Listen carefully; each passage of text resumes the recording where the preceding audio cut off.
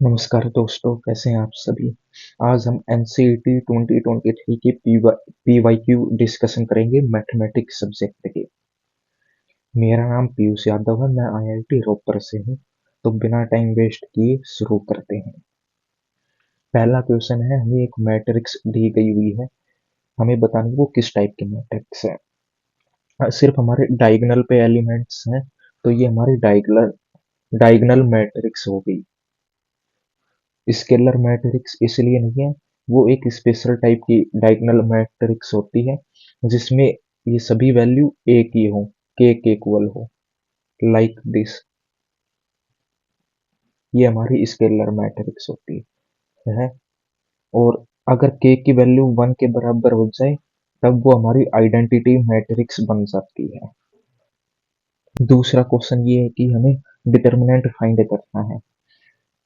तो अगर हम फर्स्ट अगर हम तीनों रो का सम करते हैं और फर्स्ट रो को इन तीनों रो के सम से रिप्लेस कर देते हैं तो वो हमारा 0 0 बन जाता है।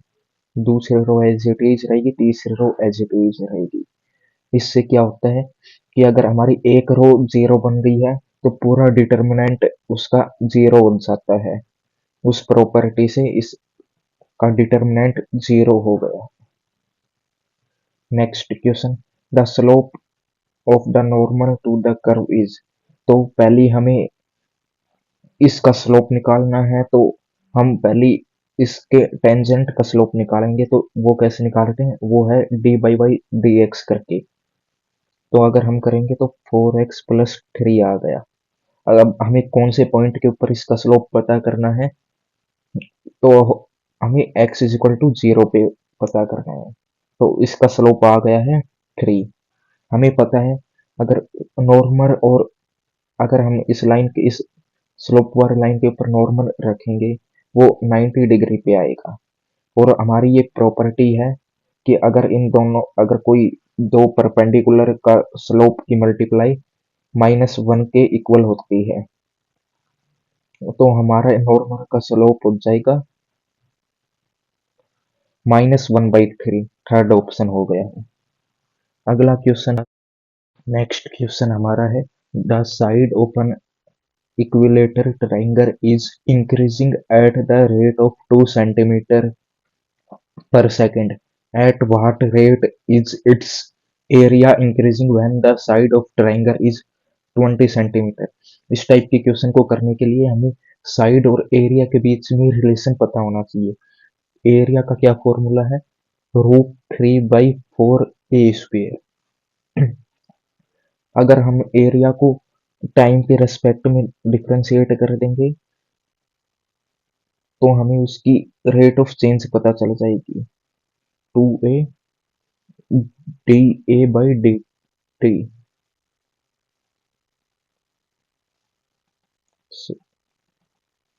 dA/dt हमें पता है कि उसकी ट्रायंगल की साइड किस रेट से इंक्रीज हो रही है, 2 centimeter per second से। और हमें टोटल स्टार्टिंग साइड भी पता है, तो इसका यूज करके हम इसका आंसर फाइंड आउट कर सकते हैं। तो वो हो गया √20 √3 centimeter square per second।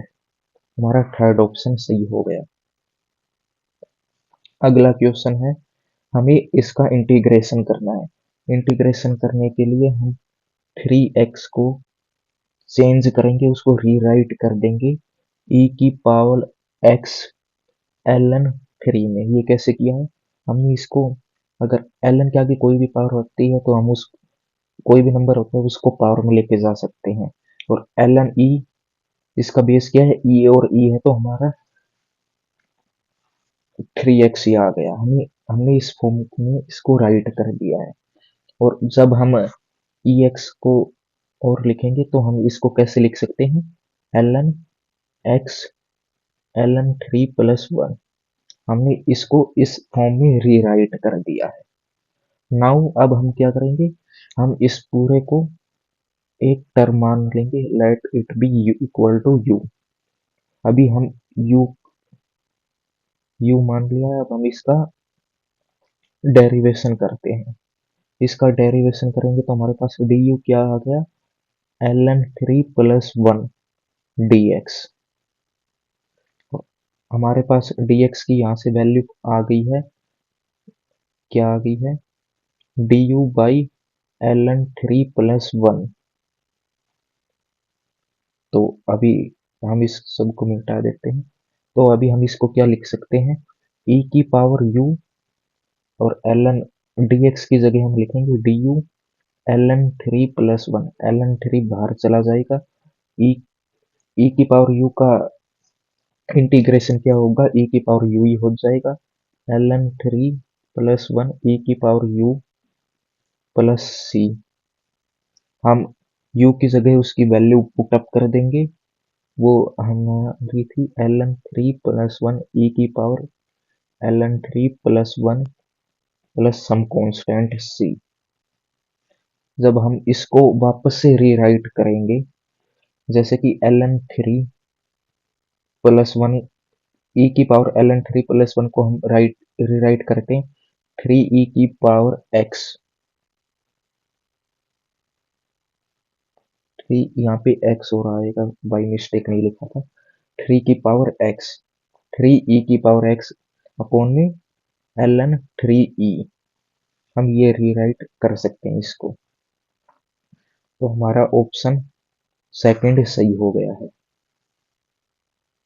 अगला है the area bounded by the curve y = x and y square. तो इसका आंसर क्या आएगा, पहले हम ग्राफ प्लॉट करेंगे इनका, y = x ये लाइन होगी और y स्क्वायर x ये लाइन होगी, y = x और y स्क्वायर = x। अगर हमें इनके बाउंडेड एरिया, इस एरिया को फाइंड करना है, तो हमें ये पॉइंट ऑफ इंटरसेक्शन निकाल लेंगे, जिससे कि हमें इसका एरिया पता चल जाए। तो हम y = x इस इक्वेशन में पुट अप करके देखेंगे, y square = y, y square minus y = 0, y -1। तो हमारा सॉल्यूशन आता है y क्या है, 0 और 1 है, y की दो वैल्यू आ गई है, यहाँ पे 0 0 हो गया है। अगर यहाँ पे इसको पुट अप करेंगे तो 1 1 आ गया है। तो हमारे पास पॉइंट आ चुके हैं, अब हमें इनका एरिया फाइंड करना है। तो हम इंटीग्रेशन के थ्रू एरिया फाइंड करेंगे, जो पहली ऊपर वाला है। अगर हम इसके अंदर का ये पूरा एरिया फाइंड कर ले और इसके नीचे का ये एरिया माइनस कर देंगे, तो हमारा बाउंडेड एरिया आ जाएगा। तो √x - x इंटू में dx। अगर हम इसको सोल्व करेंगे, अगर हम इसको सोल्व करेंगे तो हमारे पास इसका पूरा एरिया आ जाएगा।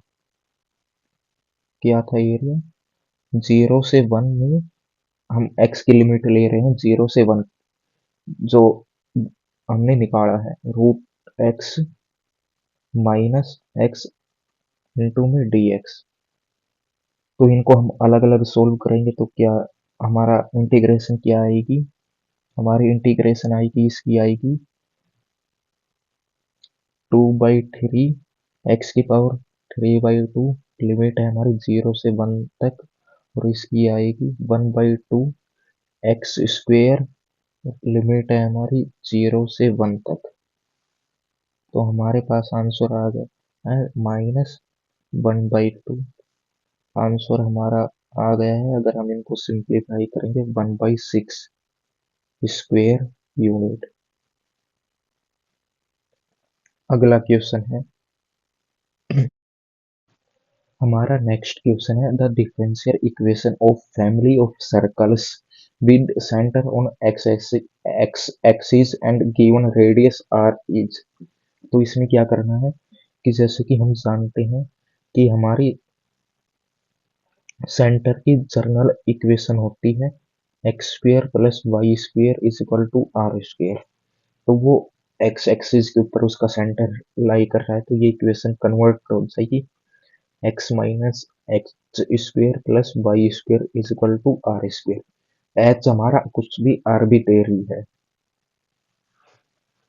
हमारा आर्बिट्रेरी है, ठीक है। तो अब हम इस इक्वेशन को डिफरेंशिएट करेंगे विद रिस्पेक्ट टू एक्स। तो हमारा क्या हो जाएगा, d by d x h minus x square d by d x y square, और इसका हम डिफरेंशिएशन करेंगे विद रिस्पेक्ट टू एक्स, क्योंकि ये कांस्टेंट है तो जीरो हो जाएगा। इसका डिफरेंशिएशन हमारे पास आएगा two x minus x square, और इसका डिफरेंशिएशन आएगा हमारे पास टू वाई डैश यानी वाई प्राइम है। तो हमारे पास ये आ चुके हैं, तो हम हमारी इक्वेशन क्या बन गई है, two h two x minus h y y y prime is equal to zero, ठीक है। अब हम इसको हम एच की फॉर्म में लेके आएंगे, एच की फॉर्म में हम जब इसको लेके आएंगे y y dash plus x, क्योंकि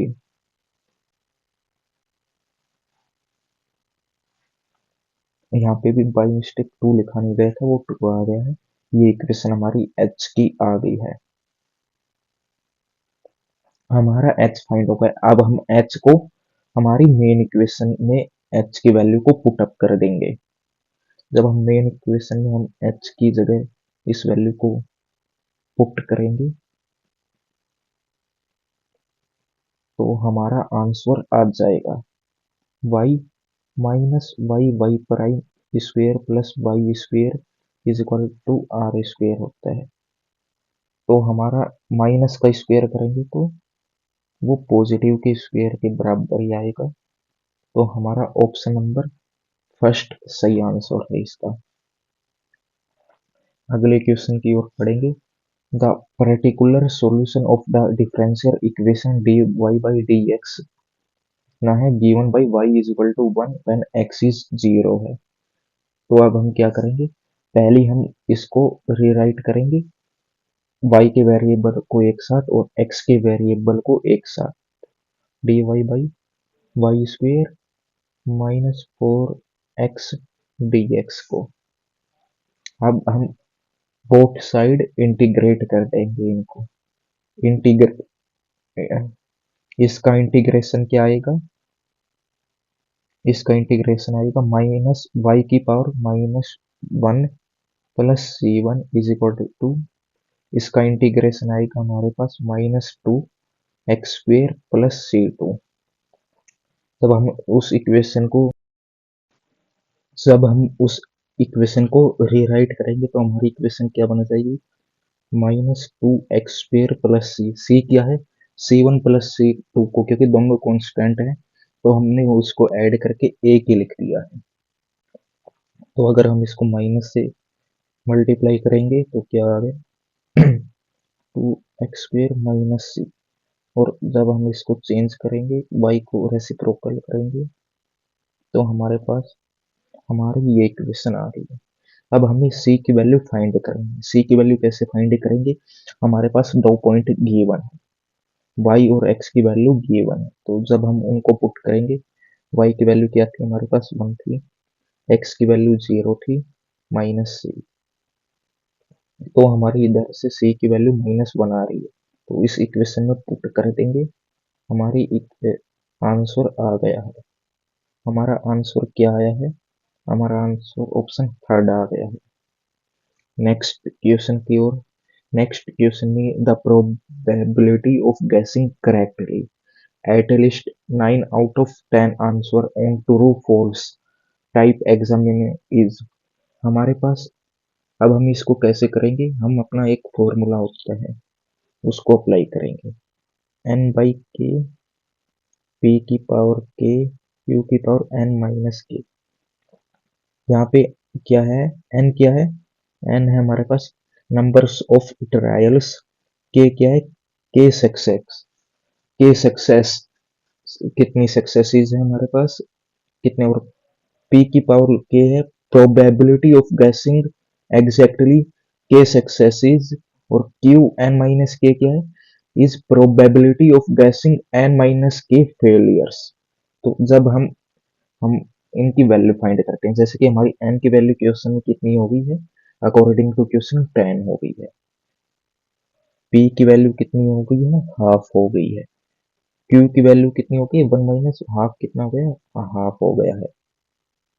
ओके, तो पहली हम हमारे पास एट लिस्ट गिवन है। एक तो हमने, अगर जब हमारे आंसर 9 सही होंगे, एक जब हमारे 10 सही होंगे, तो अगर हम p x is equal to 9 लेके चलेंगे, तो हमारा क्या आएगा, 10/9 हाफ की पावर 9 और हाफ की पावर 1, 10 - 9 1। तो जब हम इसको कंप्यूट करेंगे तो हमारे पास आ गया 10/1024, 1024। ये कब होगा, जब हमारे 9 आउट ऑफ 10 सही आएंगे। पर एटलीस्ट पूछा तो हमारे 10 आउट ऑफ 10 भी सही आ सकते हैं। तो जब हम के की वैल्यू 10 पुट करेंगे, तब क्या हो जाएगा, 10 आउट ऑफ 10, हाफ की पावर 10 एंड हाफ की पावर 10 - 10, ये तो हो गया हमारा 1। जब हम इसको सोल्व करेंगे हमारे पास आएगा 1/1024। तो हमारी टोटल प्रोबेबिलिटी कितनी होगी, इन दोनों का एडिशन करेंगे, वो आ गया हमारा ऑप्शन नंबर 1, 11/1024। नेक्स्ट क्वेश्चन करेंगे, the corner point of the feasible region determined by the system of linear constraint are 0/3, 1 1 and 3 0। Let z हमारा ये है, वेयर पी और क्यू ग्रेटर देन 0 है। Condition on p and q so that minimum of z occur on this point. तो हमारे पास Z है, तो हम पहली इन 3 पॉइंट के ऊपर इस जेड इक्वेशन में पुट करके देखेंगे। हम मान लेते हैं हमारा पॉइंट सी क्या हो गया, सी हो गया 3 0। तो जेड सी कितना हो गया, 2p3 प्लस 3q0, हमारी 6q आ गया है। जब हम इसको पॉइंट बी के ऊपर पुट करके देखते हैं, तो जेड भी कितना आ गया, 2p1 और 3q1, 2p plus 3q eight.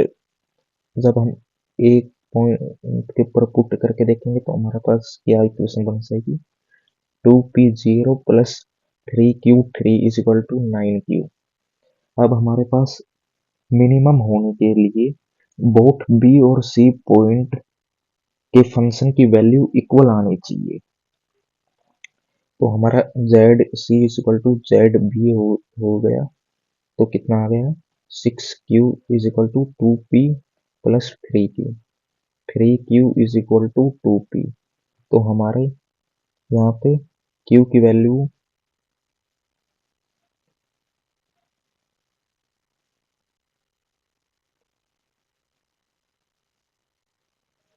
Sorry दोस्तों, यहाँ पे q की जगह p आएगा, बाई मिस्टेक q लिख दिया है, तो यहाँ पे भी हमारा चेंज हो जाएगा, यहाँ पे p आएगा, यहाँ पे p आएगा। तो 3p 2p 3q, तो हमारे 4p बचेंगे और 3q बचेंगे। हमारी q की वैल्यू हो जाएगी 4/3p, 4/3p हमारी वैल्यू आएगी। तो हमारे पास q की वैल्यू आ गई थी 4/3p। अब क्या करना है, अब हम चेक करेंगे, since minimum should occur at point B and C and not at A, तो हमारा जेड सी कितना था, और जेड सी कितना आ गया 6p एंड जेड ए कितना है 9q। तो अगर हम q की वैल्यू यहाँ पे सब्सिट्यूट कर देंगे, तो जेड ए हमारा कितना हो जाएगा, 9 into 4/3q is equal to 12q। और हम देख पा रहे हैं ये 12Q 6Q से कम है, एज 6P से कम है, एज P ग्रेटर देन 0 है। तो इससे हमें कंफर्म हो गया है कि both B and C yield a lower value than A। तो हमारा Q क्या हो गया है, 4/3P। ठीक है, तो हमारा ऑप्शन कौन सा आ गया है, इसको हम रीअरेंज करेंगे, 3Q इक्वल टू 4P। हमारा ऑप्शन नंबर 2 सही हो गया है। नेक्स्ट क्वेश्चन क्या है, हम इस डायग्राम से एक रिलेशन F गिवन है, तो हमें वो बताना है। हम देख पा रहे हैं ए की वैल्यू डोमेन के ए की वैल्यू हमें को डोमेन के दो वैल्यू के साथ कनेक्ट है। तो इससे क्या होगा है, अगर हम एक इनपुट दे रहे हैं तो हमारे पास दो आउटपुट आ रहे हैं, तो फंक्शन में ये हो ही नहीं सकता है, तो मतलब ये एक फंक्शन है ही नहीं। तो हमारे पहले तीन ऑप्शन गलत हो गए हैं, फोर्थ ऑप्शन सही है। अगला क्वेश्चन क्या है, the area of triangle with vertices this is this. तो इस टाइप के क्वेश्चन को कैसे सोल्व करेंगे, हमारा एरिया का क्या फॉर्मूला है, half into x1 y2 minus y3 plus x2 y3 minus y1 plus x3 y1 minus y2। ये हमारा एरिया का फॉर्मूला है। ये हमारा x1 हो गया, y1 हो गया, ये हमारा x2 हो गया, ये y2 हो गया, x3 y3। हमारे पास एरिया गिवन है, इन सबको पुट करेंगे, इनकी वैल्यू को पुट करेंगे तो हमारे पास क्या आंसर क्या आएगा, हम देखते हैं कि जब हम इन सबको सिंप्लीफाई करेंगे तो हमारे पास इक्वेशन बनेगी। जब हम इस इक्वेशन को सोल्व करेंगे तो हमारे पास ये आंसर आएगा, 14 को हम इस साइड लिया into absolute value 4 plus 2k। तो इसका क्या हो सकता है, या तो 14 4 प्लस 2k होगा, या फिर -14 4 प्लस 2k होगा। जब हम इन दोनों को सोल्व करेंगे तब हमारी k की वैल्यू, इसको सोल्व करेंगे तो k की वैल्यू हमारे पास 5 आ रही है, इसको सोल्व करेंगे तो तब हमारे पास k की वैल्यू 9 आ रही है। तो हमारा करेक्ट आंसर 5 आ गया, k की वैल्यू हमारे पास आ चुकी है। हमारे पास क्वेश्चन नंबर 14 है। क्वेश्चन नंबर 14 में हमें a गिवन है, a एक मैट्रिक्स है, हमें a की पावर n निकालना है। इसका करेक्ट ऑप्शन थर्ड है। अब हम इसको प्रूफ कैसे करेंगे, हम इसको प्रूफ करेंगे मैथमेटिक इंडक्शन से। उसके 3 स्टेप होते हैं। अगर हम इसको पहला स्टेप क्या है, जब n इज इक्वल टू 1 होगा तब क्या ये हमारे लिए ट्रू है। तब जब हम यहाँ पे n की वैल्यू 1 पुट करेंगे तब हम देख पा रहे हैं कि ये ट्रू है, हमें a मिल पा रहा है।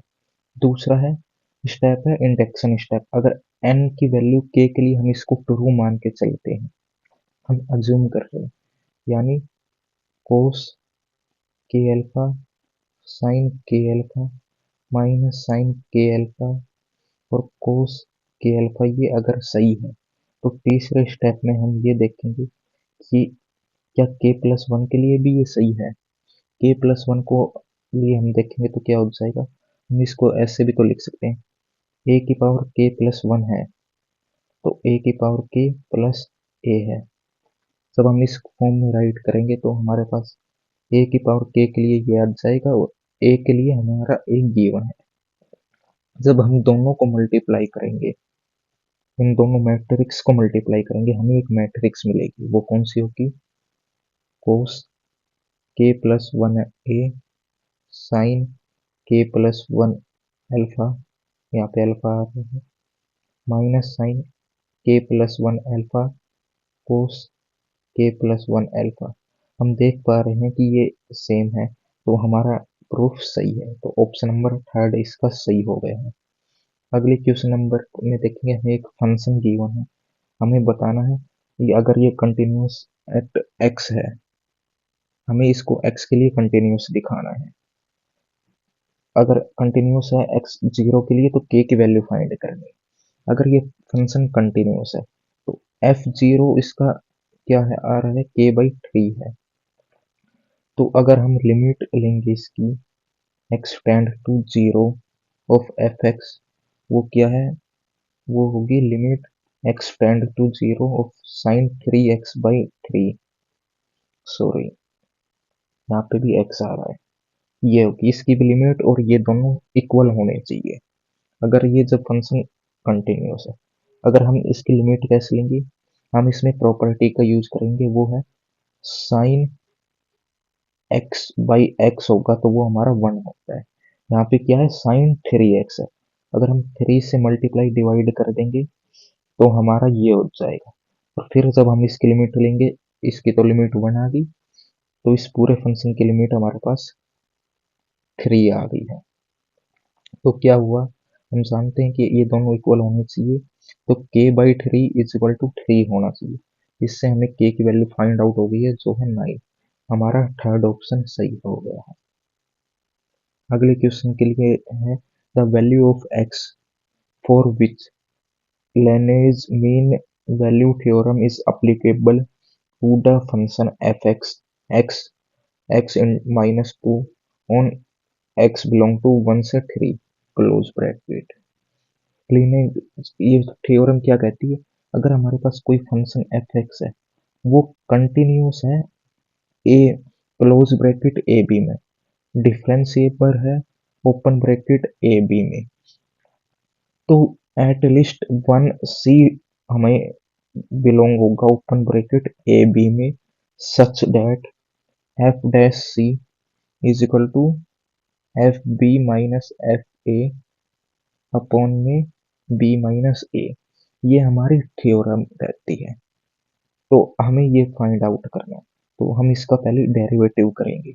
अगर हम इसका डेरिवेटिव करेंगे तो इसको कैसे लिख सकते हैं, F x x square minus 2x, इसका डेरिवेटिव क्या आएगा, 2x-2। ओके, और हमें एफ और इस फंक्शन की वैल्यू फाइंड करनी है। एफ बी और एफ ए कहाँ पे है, हमें ये गिवन है। तो हमारा एफ बी की वैल्यू जब हम एफ ए और एफ बी की वैल्यू पुट आउट करेंगे यहाँ पे, तो हमें आ जाएगा f1 is equal to 1-2 is equal to -1। F b की वैल्यू पुट आउट करेंगे तो 3 is equal to 3-2 is equal to 3। जब हमारे पास सारे ऑप्शन वैल्यूज आ चुकी, हम इसमें पुट आउट कर देंगे। इसमें क्या है, इस फंक्शन में x की जगह c की वैल्यू पुट आउट करेंगे तो क्या आएगा, तो हम इन सब की वैल्यू यहाँ पे पुट आउट करते हैं। 2c-2 is equal to 3-1, 3 minus -1 upon में 3 माइनस -1। ओ सॉरी, हमारे पास वैल्यू क्या है, 3-1, ये नीचे b माइनस ए करना है। तो ये क्या आ गया, इधर से हमें जब इसको सोल्व करना है 2 आ रहा है। 2c-2 is equal to 2c is equal to 4, c की वैल्यू हमारे पास 2 आ गई है। ओके, तो हम वेरीफाई कर सकते हैं कि 2 वैल्यू इन दोनों के बीच में अप्लाई हो रही है। ठीक है, therefore the value of x for which lineage mean value theorem is applicable is interval at x is equal to 2। तो हमारे लिए ये कब अप्लीकेबल हो रही है, जब x हमारा 2 है। तो हमारा ऑप्शन नंबर 2, हमारे पास क्वेश्चन नंबर 17 में डेफिनेट इंटीग्रल की प्रॉपर्टीज दी गई है, उनको मैच करना है। इसका करेक्ट आंसर 1 है, आप इनको मैच करके याद कर लीजिए। अगला क्वेश्चन हमारे पास क्वेश्चन नंबर 19 है, हमें इस डिफरेंशियल इक्वेशन की सॉल्यूशन फाइंड करनी है। तो इसमें क्या करेंगे, जो भी पेन के अंदर का ये है, इसको हम u मान लेते हैं। तो हमारे पास इसको हमने जब u माना है, तो हमारे पास y क्या हो गया, ux हो गया, और dy/dx क्या हो जाएगा, हमारे पास वो आएगा u प्लस x du/dx। आप इनको सोल्व करके देख सकते हैं। जब हम इनकी वैल्यू इस इक्वेशन में पुट आउट करेंगे तो हमारे पास ये इक्वेशन आएगी, ux minus x tan u. ये ux से ux कट गया तो हमारे पास क्या बचा है, x square d u by d x is equal to minus x tan u. जब आप इनको रीअरेंज करेंगे तब आपके पास ये इक्वेशन बनेगी, d u minus tan u is equal to d x by x. अगर आप इन दोनों को इंटीग्रेट करेंगे तब आपके पास, जब इस वैल्यू को आप इंटीग्रेट करेंगे आपके पास आएगा, इसका इंटीग्रेशन क्या होता है, minus l n sine u plus c one, और वन बाई एक्स का इंटीग्रेशन क्या होता है, एल एन एक्स होता है plus C to.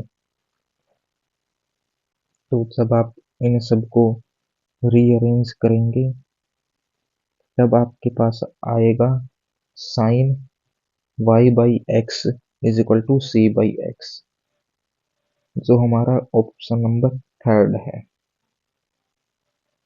Next question क्या है, हमें वेक्टर इक्वेशन दी गई हुई है। हमें वेक्टर इक्वेशन दी गई हुई है, हमें इस फॉर्म में रीअरेंज करना है। तो अभी हम इन सबको के इक्वल मान लेते हैं और इन तीनों की वैल्यू फाइंड आउट करते हैं। तो हमारे पास क्या, एक्स की वैल्यू आएगी k plus one by six, y की वैल्यू आएगी k minus four by three, z की वैल्यू आएगी k plus two by two. अगर हम के को जीरो के इक्वल पुट करेंगे तो हमें ये फ्रैक्शन के पॉइंट मिल जाएंगे, ठीक है।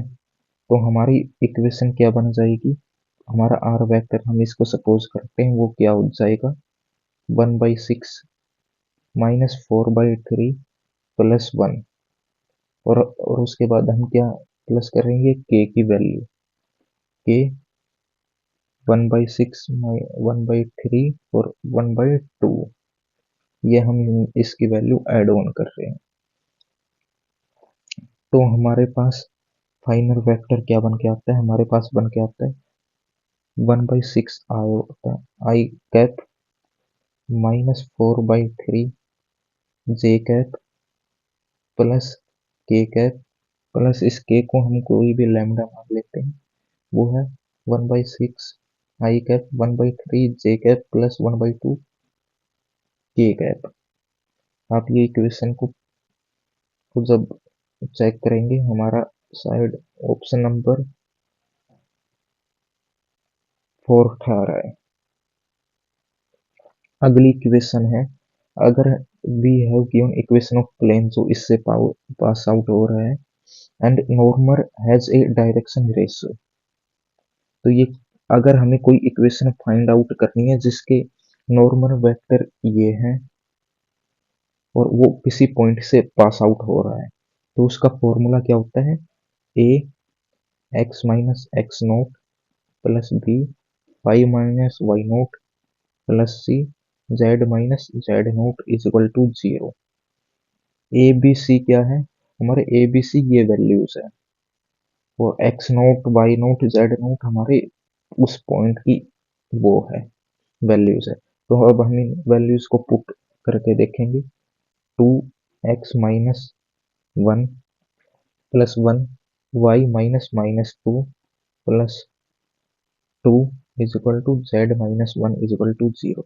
जब आप इस इक्वेशन को सोल्व करेंगे तो आपके पास आएगा two x plus y plus two z is equal to two, जो हमारा ऑप्शन नंबर फर्स्ट है। हमारे पास क्वेश्चन नंबर 22 है, हमें एक वेक्टर फाइंड करना है जिसका मैग्नीट्यूड मैग्नीट्यूड 12 हो और वो परपेंडिकुलर हो इन दोनों वेक्टर के। तो मतलब क्या करेंगे, अगर हम इन दोनों की क्रॉस क्रॉस प्रोडक्ट निकाल देंगे तो जो भी हमारा तीसरा वेक्टर आएगा वो इन दोनों के परपेंडिकुलर होगा, ठीक है। और उसका फिर हम 12 मैग्नीट्यूड निकालेंगे। तो कैसे करेंगे, पहले हमें इन दोनों की क्रॉस मल्टीप्लाई करेंगे। हमारे पास इनकी क्रॉस मल्टीप्लाई करेंगे तो आप क्रॉस मल्टीप्लाई करके जब आप सोल्व करेंगे तो हमारे पास क्या वेक्टर आएगा, माइनस आई कैप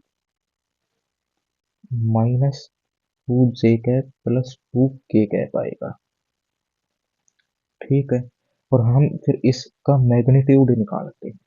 तो अगर हम उसका मैग्नीट्यूड निकालेंगे इस वेक्टर का तो वो हमारे पास आएगा -1 का स्क्वायर -2 का स्क्वायर प्लस 2 का square is equal to √9 is equal to 3 आ गया। तो हमें क्या निकालना है, एक वेक्टर है जो 12 हो, जिसका मैग्नीट्यूड 12 हो। तो अगर हम 12 को 3 से डिवाइड कर देंगे तो हमारे पास क्या आ गया, 4। अगर हम इस वेक्टर को 4 से मल्टीप्लाई कर देंगे तो हमारे पास एक वेक्टर आ जाएगा जो इस ए बी के परपेंडिकुलर है और उसका मैग्नीट्यूड 12 है। तो हमारे पास वो वेक्टर क्या हो गया, -4 i cap plus 8 J cap plus 8, यहाँ पे माइनस आएगा -जे कैप। ठीक है, नेक्स्ट क्वेश्चन की ओर चलते हैं। हमें कोई feasible region for LPP is shown in the given below. Maximum value of objective z 2x plus 3y है। इसके लिए क्या करेंगे, पहले हम इसके सभी पॉइंट फाइंड आउट करेंगे। ये हो गए हमारे कॉर्नर पॉइंट 0 0 3 0 2 2 0 3। जब हम इन सब की वैल्यू पुट करके देखेंगे तब हमें पता चलेगा, अगर हम 0 जब हम इसकी वैल्यू 2 2 पुट कर रहे हैं तब हमारा z की वैल्यू मैक्सिमम आ रही है, 2 प्लस हमारी 10 आ रही है। तो बाकी कोई भी आप वैल्यू पुट करके देखेंगे तो इससे कम आ रही है। तो हमारा ऑप्शन क्या हो गया है, z इज इक्वल टू 10 आएगा। नेक्स्ट क्वेश्चन है, हमारे पास प्रोबेबिलिटी दे रखी है, पी ए बाई बी की प्रोबेबिलिटी ये है, पी ए की प्रोबेबिलिटी है पी बी बाई 2 और पी बी की ये है। तो पी ए की प्रोबेबिलिटी होगी हमारे पास 5/26। पी बी की गिवन है, पी ए बाई बी की दे रखी है, हमें किसकी फाइंड करनी है, पी ए यूनियन बी की प्रोबेबिलिटी फाइंड करनी। इसका फॉर्मूला क्या होता है, इसका फॉर्मूला होता है probability of A probability of B minus P A, ये होता है। और इसकी प्रोबेबिलिटी का फॉर्मूला क्या होता है, ये होता है P A by B is equal to P A upon में प्रोबेबिलिटी ऑफ पी। ओके, तो अब हमारे पास सभी वैल्यूज गिवन है, हमें इनको पुट करना है। तो हमारे पास इसका क्या फॉर्मूला, इसकी क्या वैल्यू आ जाएगी, हमारे पास इसकी वैल्यू आ जाएगी इन दोनों की मल्टीप्लाई, जो आएगी हमारे पास 2/13 जब आप इनको सिंप्लीफाई कर दोगे। और इन दोनों की वैल्यू हमारे पास पहली है और ये इसकी लास्ट वाले की आ गई है। जब हम सभी वैल्यूज को पुट आउट करेंगे तो हमारे पास क्या आएगा, P A union B is equal to P A 5/26 plus P B 5/13 minus 2/13। जब आप इसको सोल्व करेंगे तो आएगा 11/26। हमारा ए ऑप्शन सही हो गया। लास्ट है हमारे पास, the mean of the number of tails in 2 toss of a coin. इसको कैसे करेंगे, हमारे पास 2 टॉस करने कॉइन के तो 4 ही प्रोबेबिलिटी होती है, या दोनों हेड आ जाए, पहला हेड दूसरा टेल आ जाए, या पहला टेल दूसरा हेड आ जाए, तीसरा है दोनों टेल आ जाए। इसमें टेल आने की प्रोबेबिलिटी क्या है, 0 है। इसमें क्या है आउटकम टेल आने का 1 है, इसमें आउटकम क्या है 1 है, टेल आने का इसमें आउटकम क्या है 2 है। आउटकम फॉर टेल, ठीक है। और each outcome has equal probability is equal to 1/4। हर आउटकम आने पे हमें 1/4 प्रोबेबिलिटी मिलेगी। तो ई हमारा क्या हो गया, numbers of trial is equal to हमारे पास पहले में 0 है, प्लस दूसरे में 1 है, तीसरे में भी 1 है हमारी, चौथे में 2 प्रोबेबिलिटी। तो हर p की वैल्यू क्या है हमारे पास 1/4 है। जब p की वैल्यू 1/4 आप पुट अप करेंगे तब हमारे पास इन सब का एडिशन 1 आ जाएगा, जो हमारी प्रोबेबिलिटी ऑप्शन नंबर थर्ड है। थैंक यू दोस्तों, हमारी यहाँ पे डिस्कशन खत्म होता है। धन्यवाद।